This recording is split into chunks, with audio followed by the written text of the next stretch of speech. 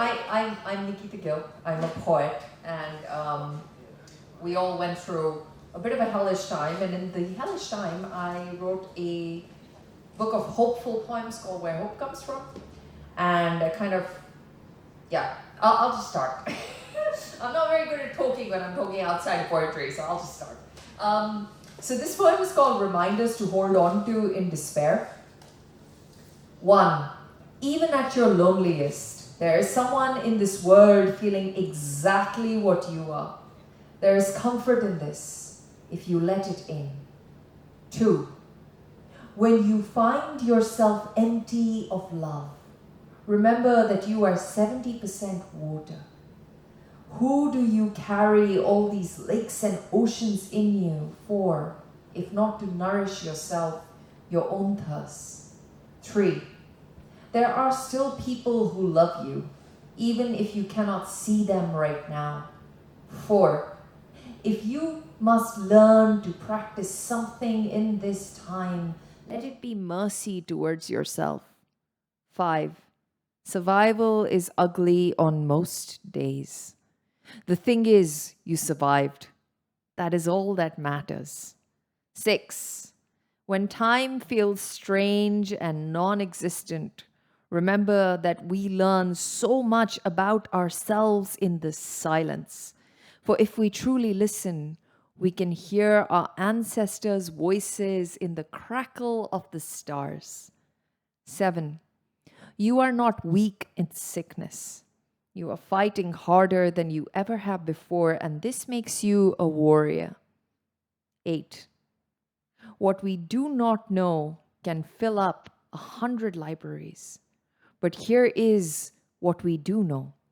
Kindness fills the world with only beauty, and tenderness is how flowers grow. Ah, thank you. Thank you very much. Yeah, it's been it's well 20. I'm still not over 2020, and it's really funny. Like we have 2022 coming up, and it's a really strange moment in time where you're a bit like, oh my god, like I'm not over that trauma. Now I have to deal with what's coming in the future. But it was really funny because in 2020, I don't know how many of you did this, but like everyone I knew kind of went, 2020 is my year. You know, I've decided 2020 is my year. You know, it's like, it's the roaring 20s. Like I had friends who were like, yeah, I'm going to start a podcast called the roaring 20s and whatever. And none of us accommodated for the fact that there was a pandemic in 1920. And we're just repeating history apparently, which is a bit mad. But yeah, I wrote this poem and then I scratched it out and then I rewrote it. And that's the poem that ended up in this book. And it's called It's 2020.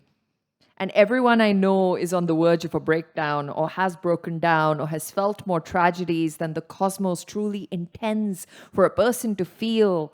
And it's hard to say this, but this too shall pass because we don't know if it will. None of the cliches work, not while the world still stands still. All we can do is pray. All we can do is not blame each other and wish we had enjoyed one another a little longer the last time we were together. What is left but to promise that when we meet next time, we will be kinder and fight for a better future together. But yeah, this was like a rewritten like list of resolutions because I was like, yeah, I'm going to do all of these things in 2020, and then I could do none of them because everything was canceled. Like, I'm going to read some happier, well, I was going to say I was going to read some happier poems and I've got, and the news says, so why don't I read some happier poems instead of this poem? God, poets really write very sad poems because I was just like, oh, the next poem, and my grandmother and I are talking about death again. So let's not read that one. Right. Let's read. Please come to the happier poems, Nikita. Where are they? Okay, so I'm going to read this poem about my nephew. And my nephew is a very cute young man who is only about, I think at the time he was about 5 when we wrote this. Or was he 4? I don't know. But yeah, he's really young. Right, I'll save that poem. We'll start with the fawn. So I illustrate my own books. And this poem is called The Fawn. And I don't know if you guys are familiar with Mary Oliver's work. Have you read Mary Oliver? She's amazing. If you like poetry and if you like the woods, like she's like our wild lady of the woods, as we call her in the poetry community, she's amazing. She wrote this poem called Wild Geese, which is a phenomenal poem. And at some point, like, please familiarize yourself with that poem because it will move you and it'll make you cry, but it'll also build you up. So this poem is called The Fawn, after Mary Oliver's Wild Geese. You do not have to win at a crisis. You do not have to push yourself to learn a new language or write a book or take up an instrument. Nothing will come of forcing yourself to compete your way out of trauma. Take this time to look at the stars.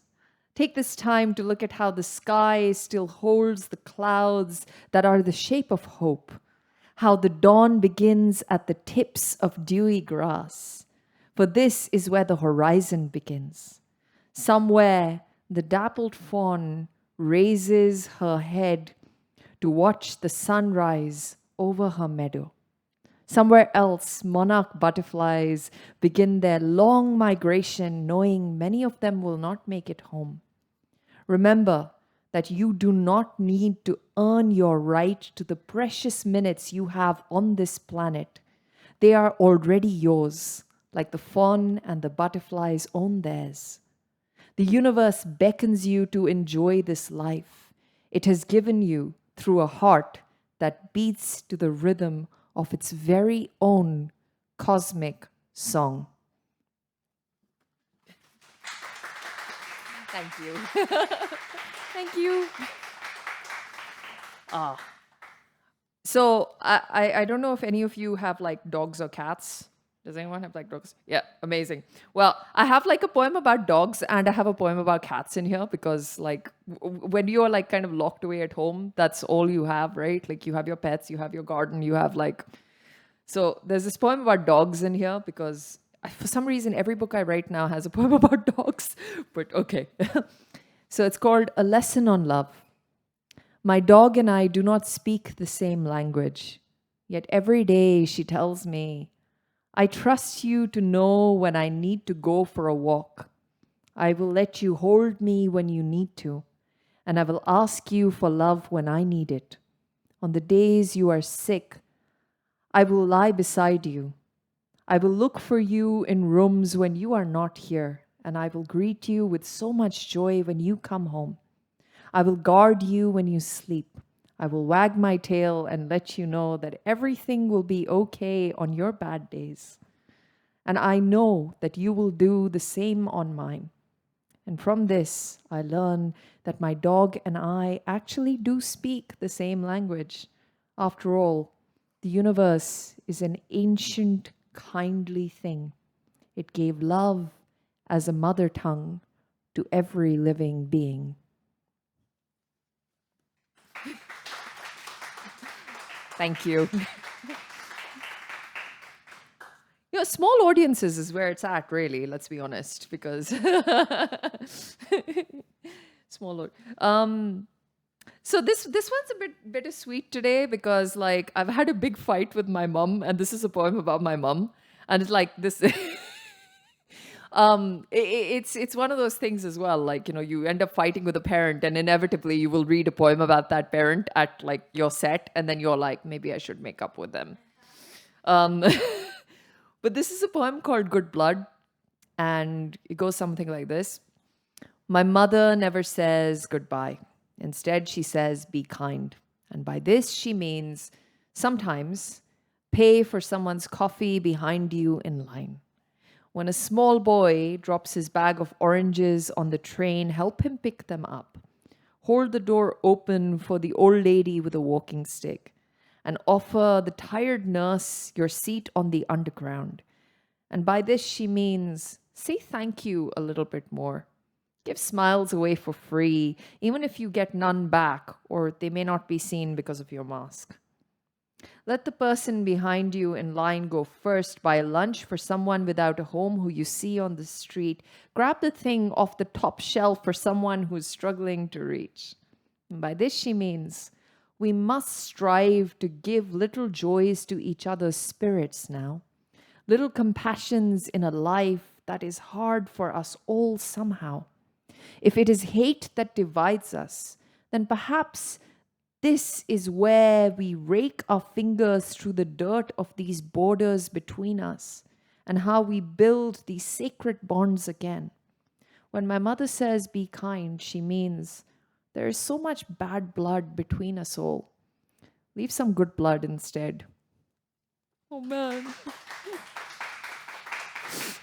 I should call my mum. Can't believe I fought with her now.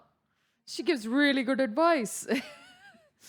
The funny thing about poets is what we basically do is like we mine our own lives for like material, right? And like my favorite people in the world are my grandparents. My grandfather, he has dementia now. So a lot of the wisdom that he gave me is from many, many years ago. And dementia is a really painful thing to watch someone you love go through. I don't know if anyone's ever had to watch someone they love go through dementia here, but it is, there's a person that you used to know, and then there's a person that you know after.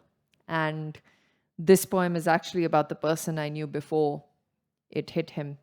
And he's a beautiful human being, my grandfather. He, even like now when he's kind of regressed to this childlike state where he remembers things in parts or he doesn't remember them at all, he still holds a lot of wisdom inside him. So this is a poem called Abundance.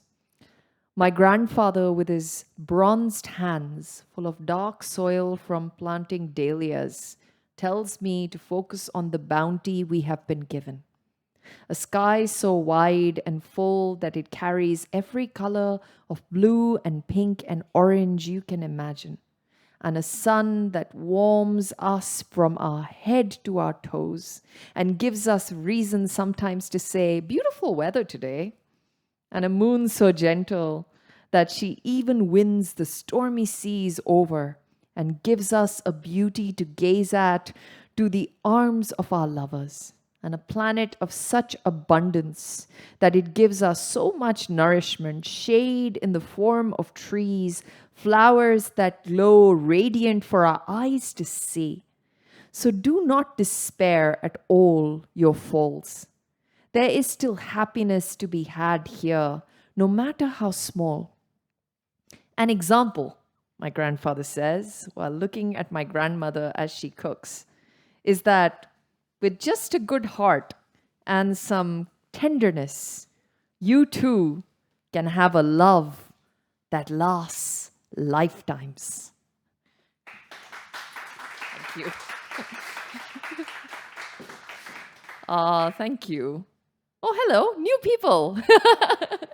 Hi. This is a very chilled out set. I am going to read like 2 poems towards the end and then kind of end on like this high note, but this is the poem about my nephew that I was telling you guys about. So my nephew, he's very little, but like, you know, when you reach a certain age, like everyone is like very small. So he's 6 when I wrote this. So he's probably about 7 now. But he has this lisp, which makes words so much more interesting when you hear them with his lisp. Because there's a cadence to them and there's a beauty to them and there's a music to them that you wouldn't know if he didn't have that slight speech impediment. But he's very cute. And I wrote this poem for him because it's really hard for kids, I feel, during the pandemic, especially. But I used to like babysit him and take him out to the lake whilst his mom, who's a nurse, used to work at the NHS and do really long hours. So it's a poem called Essential. My nephew is 6, all big brown eyes and full of bright, shining curiosity. His mother is a nurse, an essential worker. We are eating jam sandwiches near the small pond in the park because that's all I know how to make, close to the water's edge, when he asks, "But are we not essential workers?" I nod somberly. "No, we're not, for you are a small boy and I am a poet." He ponders this as he wipes sticky strawberry hands on the grass. "What does my mum do?" he asks finally. "Well, she saves lives, hun," I say. Can I save lives? A small catch in his voice. And I'm about to say, maybe one day. But his attention is caught by something disturbing the peaceful waters of the pond. A large ant. Its legs move frantically as it drowns. My nephew takes the small discarded package, now empty of our sandwiches, and turns it into a bridge for the ant. The ant makes its way onto the paper and scurries off into the grass. And from this, I learned that ants deserve to live as much as we do, that sometimes paper can become a bridge, and the smallest of beings can save the littlest lives too. Thank you. Oh, amazing. I'm going to read lessons for our future selves because this poem was literally written about like the many cliches that we face in our lives, right? Like people are always telling you, what doesn't kill you makes you stronger. And like, you know, don't worry, this too shall pass. And like when we were going through the pandemic, I feel like we had a lot of that. Like lots of people were giving us lots of cliches. But the cliches don't work when you're going through a real world crisis, right? Like you're just kind of sitting over there going, like I don't know what to do with myself right now because like everything has shut down and everyone's in panic, and like you're essentially telling me what doesn't kill you makes you stronger, but there's like a virus out there that wants to kill me. So this poem was literally like lessons for future selves, which is all about like taking those cliches and turning them on their heads. So what doesn't kill you gives you trauma. Time steals memories, it doesn't heal wounds. Nothing's fair in love, war, life, or living. It doesn't pass, you learn to live with it. When life gives you lemons, hand them back and ask for flour you can make a cake out of. Mostly, what glitters is kindness, not gold, and you should use it everywhere. The world needs more shine. Time isn't in the habit of telling anyone anything. It knows better than to get mixed up in human messes. Dance into love instead of falling, and dance back out of it grateful. Drown in happiness instead of sorrow. Everything is too perishable to last eternities. Build your own blisses. They will not last. Celebrate each one anyway. Thank you. Thank you. Okay, so this one is called The Masterpiece. Like, there are happier ones coming up, I promise. Okay, so this one's called The Masterpiece. If all a lifetime must be is the noise between two silences, then there is no reason we cannot turn existence into the most beautiful masterpiece we ever make. Let the sky feel like a symphony God composed just for you. Let the crimson roses paint awake their brightest colors all for you. Let the grief that is telling you stories remember it is not invited to stay. Let the love you do not know how to give anymore dance out of you another way. Let every person on this planet rise one morning and think, what good can I do to nourish the soul? Let there be joy when we commemorate the end of all things. Let there be songs as we see endings as only beginnings. Thank you.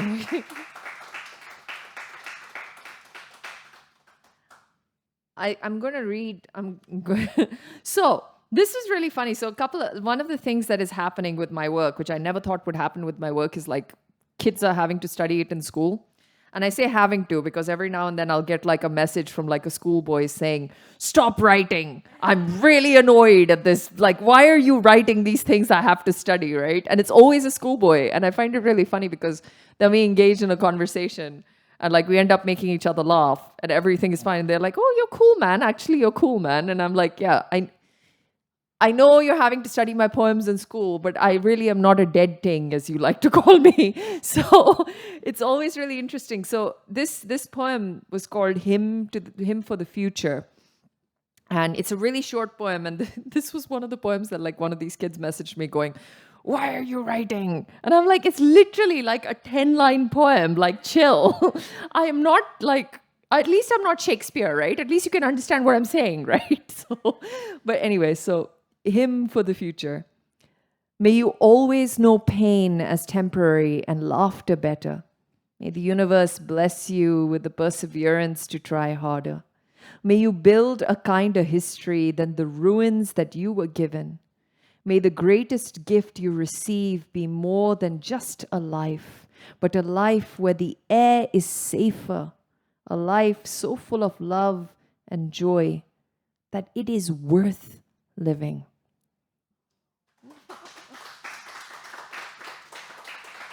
Thank you.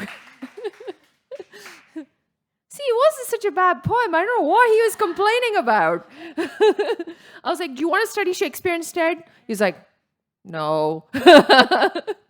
So I was like, your teacher's trying to give you like a poet that you can actually understand, and like you're complaining, dude. Come on. This literally happened yesterday, by the way, so it's very raw. If you can't tell, very sensitive people, poets. This one's actually called the Oak. It's actually dedicated to the tree behind my house, because yeah, that tree basically has seen me through a lot, and it's a really funny one. Like when you are like all alone, you kind of, and you're kind of lost with your thoughts. That's the worst thing you can do to someone who writes for a living, by the way, because we're natural overthinkers, and then you're kind of left alone with your thoughts, and you're in self-isolation, and there's nothing you can go to. So you start looking at the trees and going, well, you've been here for a while. Do you have any advice for me? So this poem is called The Oak. In the poetry of existence, the oak tree stands tall. Despite the winds that try to knock it down, the grass grows again. Even if it is cut every 2 weeks, the stars shine, defying their own deaths across time. The birds migrate across a sky that promises heavy storms, and the leaves shed at autumn and sprout again in spring. All of this is to say, if brave was easy, it would not belong in this family. It is in our DNA and our bones. We all have it in us to be heroes.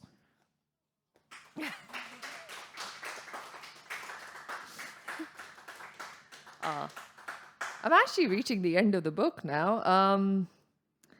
So one of the things that I did, like one of the things poets do, and this is where all like great poems tend to come from, is we write poems to other poets because we're like, oh, all of us have poet friends, because that's the only way that you can grow as a poet, is if you have poet friends basically telling you, what nonsense is this? This is not a sonnet. This is shit. Or like, basically saying, oh, I love that. Thank you for writing that, because I feel like I can write something now based on that. So you'll see lots of poets writing after poems to other poets. And this poem is actually a poem I wrote to my friend Trista Mateer, who is, again, a phenomenal poet, and probably one of the best poets I've ever experienced. So if you ever get a chance, just look up her work on Instagram. She's very cool. So it's a poem called Love in the Time of Coronavirus. And I wrote this right at the beginning of the pandemic. So things have changed, but I always tend to read this poem out because it means a lot to me. So today, we stockpile empathy. We supply love and good energy. We sing to each other across buildings. We say, I love you through social distancing. Do you know that writing letters to our friends is back in fashion? And that we finally have time to read more books, whether historical or fiction. My cousin told me she hadn't seen such a blue sky in her city before. My uncle went on his first walk in the woods. He heard a bird sing for the first time since he went to war. Even in sickness, this world is allowed to be beautiful, and we are still allowed to love it, for there is always room for hope. This is just me checking in, sending you the moon as a poem, praying and wishing for us all a speedy recovery. And if nothing else, there will always be poetry. We will always have poetry.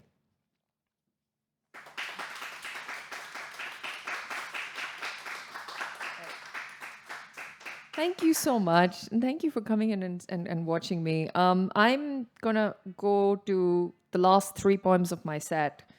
I'm going to start with this one, if I can actually find it. See, I actually did mark these out today because usually I don't, and then I struggle at the very beginning of my set going, oh God, I don't know what I'm reading. So this poem is actually a poem called Everything I Never Asked Him. And it's actually something. So I had a partner many years ago and we didn't communicate very well. And I only learned after he passed away that he was really struggling his whole life with a whole bunch of things and he never really got to communicate them to me. So these are all the questions I never really asked him, which I thought would have made this relationship about 83 times better for both of us. So this is everything I never asked him.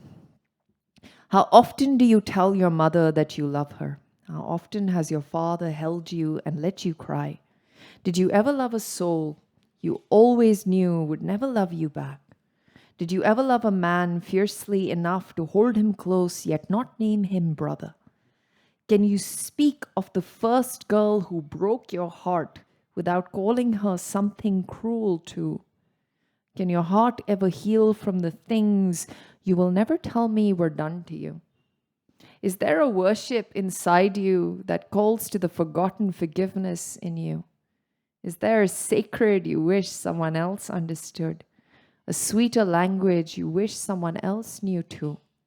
Have your fingers known fists before they knew the openness of holding hands? Has your skin known bruises before it has known the tenderness of touch? What would you be the god of? What would you be the god of? If they made you a god of soft things, would you finally learn gentle in the ways it was withheld from you?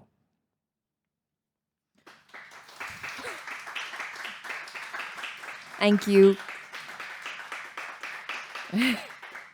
Last two poems, and then yeah, that's the end of the set then. But this is a.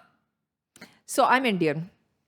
I'm brown, and I come from a culture where arranged marriage is still a thing. So the system of arranged marriage is very interesting, right? So you go to this place, and the boy comes with his place, and they like meet each other, and like you meet each other, and like then the parents are sitting like on a table right next to you guys, so you can't really get to know each other, but they'll ask you like really common questions like, "Oh, what do you like to do? What do you?" So it's a very strange atmosphere to know someone that you want to spend the rest of your life with, and that's kind of like when I was about 20, I was going through that cycle. So I kind of wrote this poem because these are all the things I wish to say to the guy sitting in front of me, but I couldn't because my parents were right there with like, what are you saying to him? But yeah, so it's called The Guy My Parents Want Me to Marry Asked Me to Describe Myself. Look, I'm a commitment phobe. And this isn't my fault. This is because people are generally crap. Too many lovers who have insisted they loved me have left the hot water running too long in my house and not cared about the planet in the very specific way that I do, or voted in a different way from me, or told me my aloo gobi isn't great and I'll have you know it's bloody brilliant, right? Or not cared for red wine as I do, or sorry.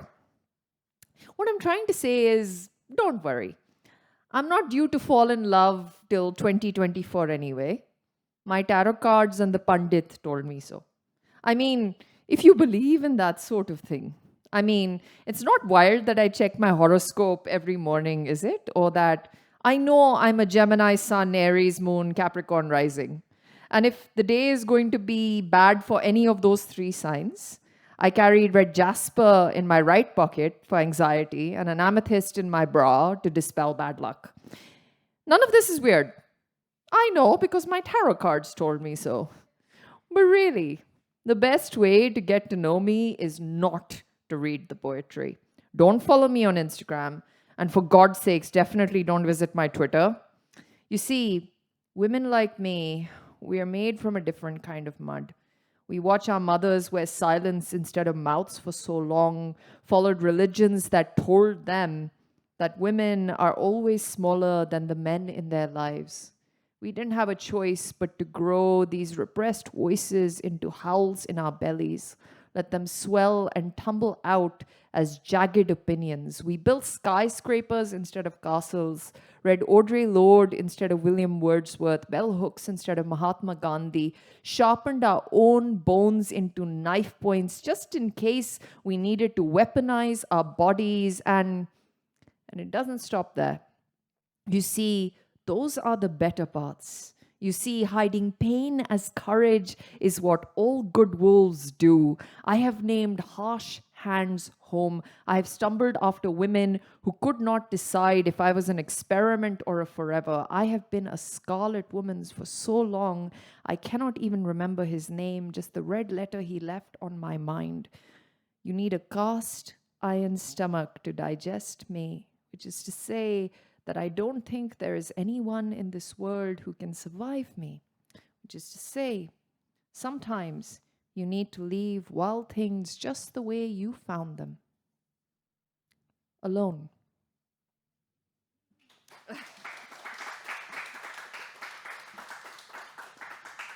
Thank you.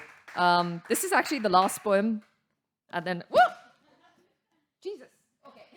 This is the last poem, and I think the book is done with me. So this is the last poem, and after that, I will let you guys go. Thank you so much for coming in to see me. I really appreciate it.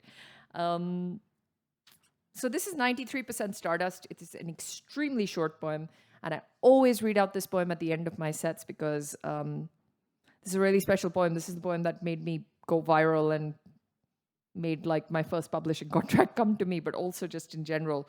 It's a poem which was named after Carl Sagan, who kind of gave me a lot of hope as a child. He's a phenomenal astronomer and writer. I'm sure everyone in this room is aware of him. But it goes like this. We have calcium in our bones and iron in our veins, carbon in our souls and nitrogen in our brains, 93% stardust with souls made of flames. We are all just stars that have people names.